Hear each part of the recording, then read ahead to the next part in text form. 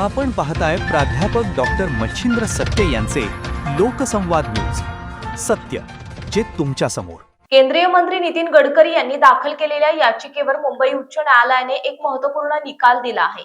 E20 इंधन प्रकरणाशी संबंधित डीपफेक आणि AI निर्मित प्रतिमा तात्काळ काढून टाकण्याचे आदेश न्यायालयाने दिलेत. न्यायमूर्ती आरिफ डॉक्टर यांच्या अध्यक्षतेखालील खंडपीठाने गडकरींचे वकील संदीप लढा यांचा युक्तिवाद ऐकल्यानंतर हा अंतरिम आदेश दिला.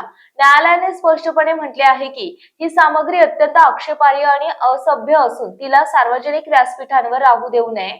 या निर्णयामुळे केंद्रीय मंत्र्यांना मोठा दिलासा मिळाला. हे संपूर्ण प्रकरण केंद्रीय रस्ते वाहतूक मंत्री नितीन गडकरी यांच्याशी संबंधित आहे. त्यांचा आरोप आहे की सोशल मीडियावर काही लोकांनी त्यांचे डीपफेक व्हिडिओ आणि AI निर्मित प्रतिमा तयार करून त्यांना E20 इंधन वादाशी जोडले. यापैकी एक व्हिडिओ इंस्टाग्राम रील म्हणून दिसला होता.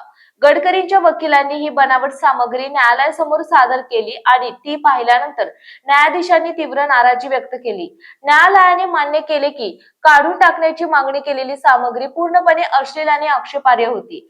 याचिकाकर्त्याने अंतरिम दिलासा मिळवण्यासाठी सबळ कारणे सादर केली आहेत.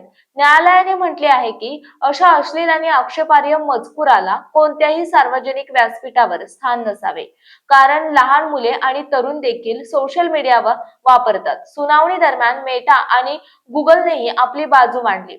दोन्ही मोठ्या कंपन्यांनी न्यायालयाला आश्वासन दिले की सूचीबद्ध केलेला सर्व आक्षेपार्ह मजकूर ते तात्काळ काढून टाकतील.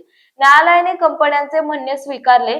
या हाय प्रोफाईल प्रकरणाची पुढील सुनावणी 4 आठवड्यामध्ये होणार आहे.